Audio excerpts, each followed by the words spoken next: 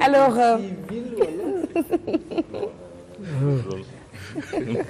wala léegi Podor va bien. loolu yëpp dinañ ci waxtaanee si kanam ak jàmm. Alors en attendant on va faire un petit coucou au Savour by Eva ñi nga xamante ne nii moo ñu yónnee ay ndekki neex yu délicieux yoo xam ne nii daanaka ay paquet ci la yii yu neex yi ay affaire bi yaa nooy nekk si biir manqué wul fataaya manqué wul lépp loo xamante ne nii nit da koy soxla ci wàllu pâtisserie moom nag bu ngeen ko bëggee jot Savour by Eva da ngeen di woote si 77 748 05 84 wala ngeen woote ci 77 839 53 60 Savour by Eva ñu koy jaajëfal lu baax a baax ñu petite chérie mu ñu yónnee daanaka ndekki yu baax yi Salma. di ko remercier quand même vraiment. Voilà alors sans plus tarder léegi dañuy ñëw parce que il est 8 heures passé 17 minutes on suppose que démarré nañu synchronisation bi à la radio jaajëfal bu baax a baax nos chers auditeurs en attendant Pierre-Edouard Faye bonjour. Bonjour Aïcha maa ngi lay nuyu. di nuyu waaw ça va ça se passe bien. alhamdulilah di nuyu Mademba Ramata Dia. ak Salma.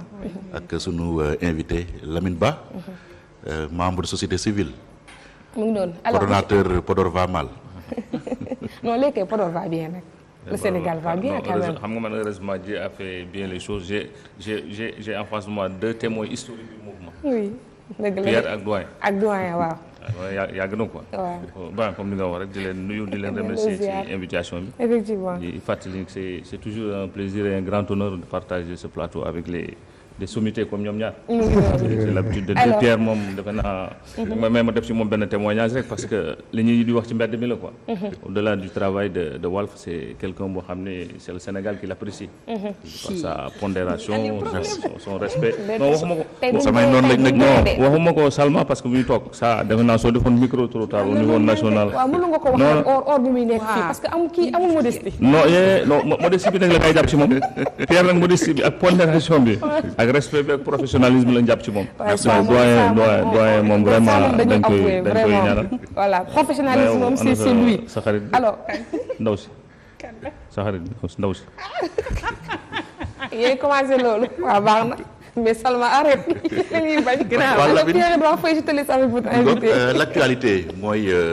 polémique bi am ci déclaration de politique générale du premier ministre war na ko def est-ce que waru ko def assemblée nationale dañoo am faux règlement intérieur ñi ne constitution en tout cas prévoir na ko donc et c'est la constitution qui prime sur le règlement intérieur de l'assemblée nationale débat bi depuis maintenant une semaine autour de la DPG yow en tant que membre de la société civile ban appréciation nga ci def. non sa appréciation bi ma ci am man defe naa ma toogee xalaat ba xam ma toogaat tuuti je me suis dit que ce qui se passe à l'Assemblée est d'une extrême gravité quoi. parce que man dama jàpp ne gars yi dafa am loo xam ne dañ koy fàtte. c'est que le problème c'est quoi c'est un règlement intérieur faux. lu faux c'est illégal. loolu je pense que tey l'urgence c'est d'ouvrir une enquête d'abord une enquête judiciaire pour situer les responsabilités. su dee par exemple Assemblée nationale censée voter nos lois protéger nos lois ñoom ñooy jouer sur le faux. def naa yoon dafa war a def liggéey et aujourd'hui c'est l'histoire qui donne raison à la justice parce que c'est cette même Assemblée nationale ñoo jógoon di accuser le Conseil constitutionnel donc ñoom tey su fekkee ils travaillent sur un faux des faussaires mais def naa tey l'urgence ce n'est même pas mais lan mooy établir fausseté règlement intérieur bi. waaw non on a dit qu'ils ont falsifié parce que rek jëlul en compte au premier ministre qui déclaration de politique générale. Non, c'est au-delà de ça parce que soo dégloo les gens te disent qu'ils ont falsifié le règlement intérieur c'est pas le vrai règlement intérieur la ñu utilisé c'est des gens qui se sont retrouvés quelque part pour falsifier ko def beneen faux règlement intérieur c'est ça ce que les gens disent et su dee loolu là c'est grave et aujourd'hui Sénégalais yëpp war a taxaw tiit parce que man dama jàpp ne tey l'urgence ce n'est plus maintenant de parler de déclaration de politique générale mais de situer les responsabilités par rapport à ça.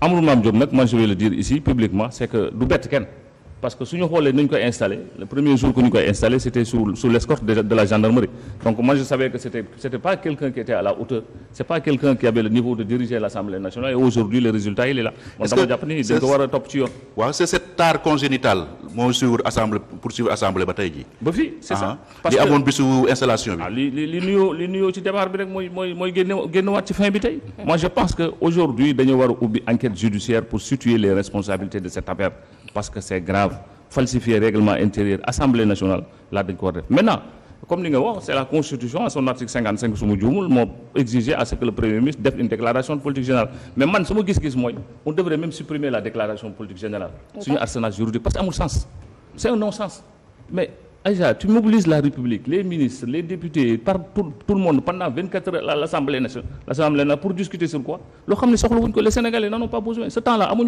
de Idriss Seck en passant par Moustapha Niasse, en passant par tous les premiers ministres qui sont succédés, ça a servi à quoi? Dire que fii laa jëm fii laa bëgg yóbbu Sénégal, c'est vrai, c'est une tradition, mais ça n'a pas de sens. Mais amul sens, honnêtement dañ ko war a supprimer, Pierre, amul sens. Tu mobilises toute une république pendant 24 heures, pourquoi? Pendant ce temps, les urgences sont ailleurs. Les urgences, c'est d'aller régler la question des travailleurs des collectivités territoriales. Les urgences, c'est régler le problème des marchands ambulants. L'urgence, c'est régler la question du foncier. L'urgence, c'est de soulager les populations du Sénégal. Je pense que l'urgence, c'est ça la priorité. Mais tu viens faire une déclaration, tu fais du cinéma. Idriss Seck nit mënul def discours bu gën a neex bu gën a rafet discours bi mu defoon. Mais en réalité, sur le terrain, c'est diamétralement opposé par rapport ak li ñu wax. Man dañu jàpp nañ ko war a supprimer. Ça n'a pas de sens. Honnêtement, constitutionnellement, dañ ko war a dindi. Ça n'a pas de sens. Mais un pays, il est régi par une constitution. Il est régi par des normes et des règles, des lois et des règlements. On ne peut pas gérer un pays en faisant fi des lois et règlements. Donc, il faut une déclaration de politique. Et puis ça permet quoi? Ça permet d'avoir une vision très claire de là où nous sommes et de là où nous voulons aller. Ça permet aussi de définir les priorités. Ça permet aussi de faciliter le travail des ministres. Donc c'est important quand même. Non, ça veut dire que effectivement. C'est que des fois, moi je ne vous comprends pas. Quoi. Parce que bon, les urgences, dans ce pays, tout est urgence. Les gens qui ont une constitution, la constitution supprimée, la université.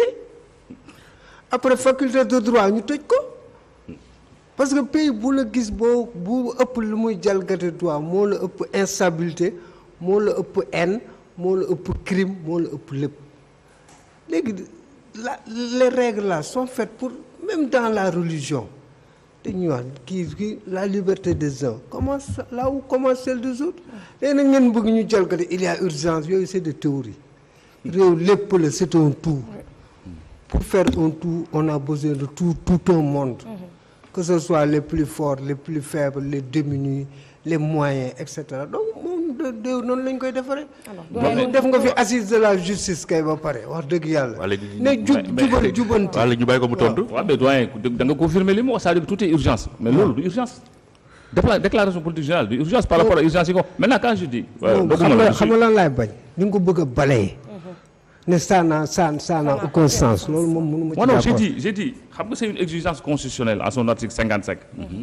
Mais quand même, Ousmane Sonko n'a pas violé la loi. Il est vrai que c'est une exigence constitutionnelle, mais il n'est pas fixé par un délai. Le délai n'est pas dit dans la Constitution. Tu dois le faire. Maintenant, quand il y a dans 6 mois, dans 1 an, dans 2 ans, parce que la loi n'est pas précise par rapport à ça. On est d'accord sur ça. Donc déjà, on est même quand on n'a pas fixé un délai dans la Constitution, c'est parce que les gens qui ont dans l'esprit, ils savaient même que ce n'est pas une urgence. Ça sert à quoi? Ça sert à dire que voilà les mesures, voilà les réformes. Non, ça dit que compte tenu du contexte. Je veux dire, Pierre, c'est une exigence, d'accord. Mais demander, ça sert à quoi? Mais les gens ont besoin de voir les choses sur le terrain. Ils n'ont pas besoin de talk assemblée pendant 24 heures là-haut. Mobiliser toute une république uniquement pour déglouer un discours. Ça n'a pas de sens. Loulou. Expérience et les lois sont faites pour être améliorées, sont faites pour être Ousmane Sonko mën na ko def Lamine te du jaar ci tentamar yooyu ak folklore boobu mën na ñëw def ko dans la plus grande sobriété def li muy def après dem yoonam sans pour autant attiser le parce que li ko waroon loolu yëpp cadre politique la woo say militant ñu fees dellu buntu assemblée tentamar boobu mën na ci bana ñàkk teewul lu solennel li mooy li nga xam ne constitution tëgg na ko di loi mu ñëw def ko taxaw Sénégal yi et puis ça va permettre ça aux observateurs benn baromètre pour mën a calculer après état bi lu mu digoon ak lu mu defut. Non, Aïcha, jusqu'à preuve du contraire, personne ne peut me convaincre sur l'utilité, sur l'opportunité ou sur ça dit que le Sénégalais qui est à Ngoundiane, le Sénégalais qui est au Fouta, le Sénégalais qui est un peu dans les fonds fins du Sénégal n'a pas besoin d'écouter ça. Quelqu'un qui vient régler ses problèmes.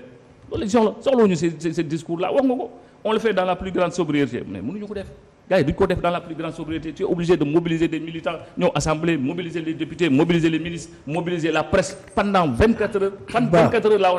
C'est toute la République qui est à l'Assemblée nationale. Discours politique général. 24 heures, on aurait pu régler autre chose. Oui, mais est-ce qu'il existe un pays au monde qui n'a pas une vision claire de ce qu'il doit faire en politique. Est-ce que mais non, ils sont non ça vision boobu nag foofu lañ ko mais vision bi doyen vision bi gis nga ko c'est décliné dans leur programme, c'est décliné dans leur projet, c'est décliné à travers un livre de solutions. C'est-à-dire que ñoom fi ñu bëgg a dem honnêtement Sénégalais yëpp xam nañu ñii fi ñu bëgg a dem ci fu ñu bëgg a jëm fu ñu bëgg a yóbbu Sénégal parce que on a li tax ñu fal leen man dama jàpp ne li tax ñu fal leen avec ce taux là jamais réussi dans ce pays là c'est parce que les gens sont convaincus de leur projet, c'est parce que les gens sont convaincus que fii la ñu bëgg a jëm, c'est parce que les gens sont convaincus que les solutions sont là.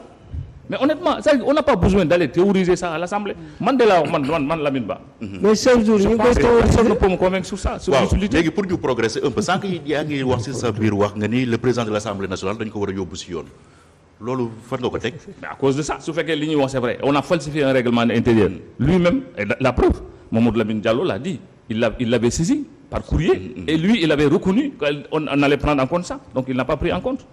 Donc loolu mooy urgence bi tey doyen. kan moo war a yóbbu ci yoon président assemblée. Mais les autorités ça on doit ouvrir une enquête c'est-à-dire que au-delà de la personne c'est-à-dire que on parle de l'Assemblée nationale de la deuxième institution du pays. xam nga tey assemblée la ñuy wax bi nga xam ne après président de la république tey yàlla tere su amoon problème c'est le président de l'Assemblée nationale mooy jiite réew mi yow fi nga nekk ñu jàpp ni tey ku règlement intérieur dañ ko falsifié c'est pas le vrai règlement intérieur c'est un faux règlement intérieur ñëpp nangu ko et jusqu'à preuve du contraire même les députés de Benno Bokk Yaakaar ci seen biir wax réfuté wuñu cette thèse là c'est que lu ñu wax mooy waa ji joxuñu orma waa ji nous a traité de nangam des moins que rien donc ñu nit c'est réponse du berger à la bergère la c'est pas ça. Ça aurait été d'avoir la grandeur de dire qu'effectivement c'est un faux rapport. Nous allons prendre nos responsabilités pour modifier ça, changer ça, permettre au Premier ministre de venir faire sa déclaration politique générale. Est-ce que nekk de fait dans l'impasse bu ñu xoolee li am Assemblée nationale samedi passé waa majorité bi ñoom ñu bloqué débat d'orientation budgétaire bi nga xam ne premier ministre des finances war na ko amal foofu. Mais c'est-à-dire que ñoom ñoo deful yoon man ba fii c'est pas pour défendre Ousmane Sonko mais honnêtement ba fii personne ne peut expliquer que le PM a violé la loi. Amul ba fii il faut qu'on dise la vérité aussi mais nañ jàpp ne ñëlee aussi ils ont violé la loi 2 fois. mais nekkuñu ci situation de crise. mais fa la ñu bëgg a yóbbu réew mi fa la ñu bëgg a yóbbu réew mi. nekkuñu ci sax déjà. mais fa la ñu jëm. parce que tey selon li ñuy expliquer tey su fekkee c'est-à-dire que li gars yi di wax c'était ça l'urgence gis nga li ñuy wax tey par exemple urgence DPG li ñuy wax ni par exemple débat d'orientation budgétaire bi ça les gens devraient même se poser la question par rapport à ça loolu ëpp solo sax déclaration bi de décliner par exemple suñu xaalis fii la nga bëgg dool fii la nga bëgg dool ça c'est encore beaucoup plus important par rapport ak li ñu wax tey si on suit la logique on dit que mënuñu dissoudre assemblée d'ici le mois de septembre d'après lu ñu wax mënuñu ko d'ici le mois de septembre soo ko dissoudre il te faut 60 jours ou 90 jours pour dem élection nañ jàpp mois d'octobre c'est le vote du budget qui doit venir su fekkee par exemple on continue dans cette crise là ba mois d'octobre voté wuñu budget on risque même de se retrouver dans une situation où l'État ne pourra même plus payer les salaires situation bi logique bi fa lañ jëm mais avant ñu ci yegg nag les gens prennent leurs responsabilités aujourd'hui même su fekkee le référendum c'est un moyen pour dissoudre cette Assemblée nationale, on doit le faire. Ah oui. Pour 2 choses. Nous convoquer référendum. Mais justement, ça vaut le coup pour dissoudre cette Assemblée. Parce que cette logique-là, si on suit cette logique, bon mois d'octobre, bon mois de septembre, mais les gens, l'État risque même de ne plus payer les salaires. Donc, une fois que nous avons fait référendum en 2016, ça nous a coûté 15 milliards.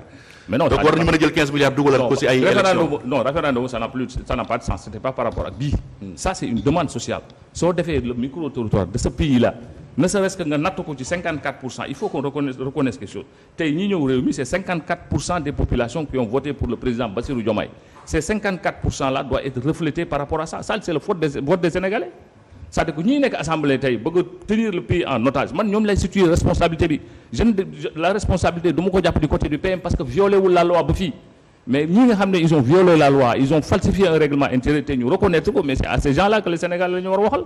C'est ça la réalité foofu la wax ji nekk urgence bi c'est d'ouvrir une enquête judiciaire contre le président de l'Assemblée nationale pour mu situer les responsabilités par rapport à ça parce que Pierre dafa garaaw li xew foofu dafa garaaw falsifier un règlement intérieur tey soo fi sàccoon benn ginaar yóbbu le tribunal dañ lay tëj alors que ça c'est plus grave encore que ñu def déclaration politique générale moi je sais pas est-ce que les gens prennent conscience par rapport ak le fait ñu taxaw tuuti ci référendum bi ngay suggérer ce sera pour dire quoi aux Sénégalais est-ce que dañu dissoudre Assemblée nationale wala dañ ko fi bàyyi loolu jël référendum si ça vaut le coup Pierre mais la logique là suñ ko toppee la logique de cette crise là institutionnelle là lim ñu nar a jural moo gën a graaw ko organiser référendum suñu demee ba Sénégal mënutul fay salaire si on ne vote pas le budget si par exemple il ne vote pas le budget qu'est-ce qui va se passer dans ce pays là waaw dañuy voté dañuy continuer ci budget bi weesu loolu la loi bi wax. justement report yi la ñuy def N-1. est-ce que le report mën na tenir.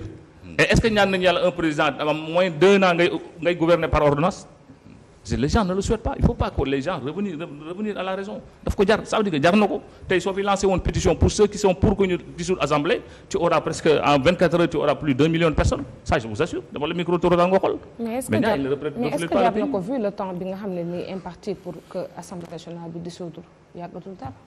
non je veux dire que si ñu suivre le raisonnement institutionnel constitutionnel mënoo ko def avant le mois de septembre. En principe mënoo ko def parce qu'il faut minimum 2 ans. Et ñi nga xam ne aussi ils sont même allés de réfléchir autour d'une réforme pour supprimer par exemple les prérogatives constitutionnelles du président de la République bi nga xam ne yoon moo ko may 2 ans yu nekk dissoudre assemblée la ñoom ñu ngi xalaat déjà dugal cette réforme mais fi ñu jëm dafa garaaw loolu war nañu ko seetaan mais ça c'est pas normal soo Sénégalais yëpp war a jóg c'est-à-dire que daf ko jar fekkee jar na def référendum pour tas assemblée nañ ko tas ça n'a pas le sens. yow dans l'immédiat quelle solution de sortie de crise nga gis. gënul yomb rek président premier ministre dem def déclaration politique générale ñu débattre après ñëpp ñibbi. mais comment est-ce que le premier ministre peut le faire actuellement mënu ko def sur la base d'un règlement intérieur faux ñii waxuñu la ils vont. mais quand même dara empêché wu ko mu dem defi ko ah. c'est-à-dire que man sur benn angle je suis d'accord ak moi. Amadou Ba def na ko ci règlement yooyu. sur benn angle d'accord naa dans le cadre du respect des lois et règlements comme ni ko doyen wax d'accord naa nga naan du ma dem def ko sur la base d'un faux man d'accord na de waxuma lu weesu. Mais sur cette posture-là, moi, je suis tout à fait d'accord que nous modifier le règlement intérieur. Qu'est-ce qui les empêche, le président de l'Assemblée nationale, sachant qu'ils sont responsables de la falsification du règlement intérieur. Là, nous les empêche, nous avons la grandeur, nous la responsabilité, modifier pour permettre au PM de venir. Je suis régler. Les groupes parlementaires se réunissent, trouvez-nous une solution, faire une déclaration de politique générale, motion de censure, avec vote de confiance, du règlement intérieur. Après, il n'est pas tenu de venir tout de suite, ou bien après, nous déterminons par rapport à ça. C'est le président de l'Assemblée nationale. C'est un problème. Corrigez les après nous avancer. Corriger. Mais d'ailleurs, en volonté corriger quoi. Mais justement, non pas volonté c'est de créer une crise institutionnelle. Mais est-ce que nous donnons que c'est ça? Et à quelle fin la nuit créer? Mais justement, à des fins politiciennes. On l'a frôlé en 2024, il n'y a même pas 3 mois, 4 mois. Mais au risque maintenant réellement et vraiment carrément de tomber dans cette crise institutionnelle. Et avant nous y avons une responsabilité. Par exemple, le président de l'Assemblée nationale, les députés, beaucoup nous avons une responsabilité. Mais nous avons une responsabilité. Qui? Nous avons modifié la loi de sorte que le président doit dissoudre l'Assemblée nationale. Mais justement, par exemple, tu es d'accord avec ça? Non, justement, il faut qu'on élève la voix pour demander au président d'être en phase avec nous. Nous sommes en phase avec le président de la République. Parce que si le Sénégal est bloqué, nous sommes la clé entre les mains de Diomaye. Si cette situation persiste. Mais d'accord, mais ils sont responsables de cette situation. Nous avons falsifié le règlement intérieur. Nous sommes à la base de ce blocage-là. Mais ça aussi, il faut qu'on le dise. On constitue les responsabilités par rapport à ça. Alors, Pierre, malheureusement, peut-être un mot sur Podor. Oui. Les Podor va bien, voilà. Non, ça veut dire que c'est de demander au Premier ministre et au ministre de la Santé d'envoyer une mission d'audit à l'hôpital de Ndioum. Parce que malheureusement, comme je l'ai dit, il y a un scanner, mais ce qui se passe à l'hôpital de Ndioum, c'est d'une extrême gravité. Si nous avons l'hôpital, le directeur de l'administration, le SAF, le service financier, il est à couteau tiré avec son directeur. Nous accusons le directeur d'avoir fait passer ses indemnités de 800 000 à 1 million, sans l'aval du conseil d'administration, des morgues qui tombent en panne, des groupes électrogènes non entretenus, des personnels, des recrutements basés sur le clientélisme. Donc là, le ministère de la Santé doit prendre ses responsabilités, envoyer pour une mission d'audit. Et terminer par remercier le ministre de l'Agriculture. Parce que nous nous dégoûtons dans la vallée. C'est vrai qu'Andou a des marchands parce qu'apparemment, son problème, il parle trop. La réalité, c'est d'aller sur le terrain. Le ministre de l'Agriculture. Ça dit que, mais là où il parle beaucoup. Ça dit que l'urgence, c'est de faire. Il a la volonté, mais malheureusement, et puis, je termine. Du coup, remercier quelque part, moi, je me dégoûte dans la vallée hier. Que la SAED et l'ANIDA ont failli à leur mission. Mais il m'a donné raison, parce que c'est toujours ce que j'ai toujours dit. que la SAED a failli, n'a pas accompagné les paysans. Et que vous de dire, à dire seulement que la SAED a failli, mais c'est d'envoyer des audits au niveau de la SAED pour voir un peu cette décennie-là, la dernière décennie, les milliards, les financements qui sont entrés dans la SAED, nous savons comment nous utiliser. Parce que les paysans, et pendant ce temps, c'est des milliards chaque fois qu'ils dégagent. Les financements, les ZICA, les financements, les milliards. Et pendant ce temps, les paysans ne le sentent pas. Là, il faut que nous auditer SAED pour savoir qu'est-ce qui s'est passé réellement dans le cadre du Djoubal. Malheureusement. Alors, jaajëfal bu baax a baax. jërëjëf merci beaucoup Lamine ñu ngi lay gërëm bu baax. Ben c'est moi qui vous remercie. li nga dellu si waat suñu plateau. Nous j'espère que d'ici quelques mois dinañ dégg ni président woote na référendum pour tas assemblée bi. loolu nga yaakaar kon bu fekkee dañuy def référendum kay jarul d'ici quelques mois parce que d'ici quelques mois assemblée mën nañ ko tas. 1 mois 2 mois 3 mois dañ koy ñaan. Donc merci beaucoup Pierre, merci. jaajëfal Lamine Ba, c'est un plaisir. Merci, le plaisir partagé en tout cas. da nga ñuy rappeler ay souvenirs yow baax na. Lamine de kan de gisee. Non Lamine de sa sœur quoi. xam moo may tooñ. moo koy tooñ moo say bàggo wala bëgguma dégg tey mais seulement waaw bàyyil mu seet rek. Alors merci Lamine Ba ma fàttali ne yow société civile bi nga bokk jaajëfale yow tamit Pierre-Edouard Faye. léegi on attend Mame Birame Wathie mu daal di ñëw defal ñu la chronique géopolitique.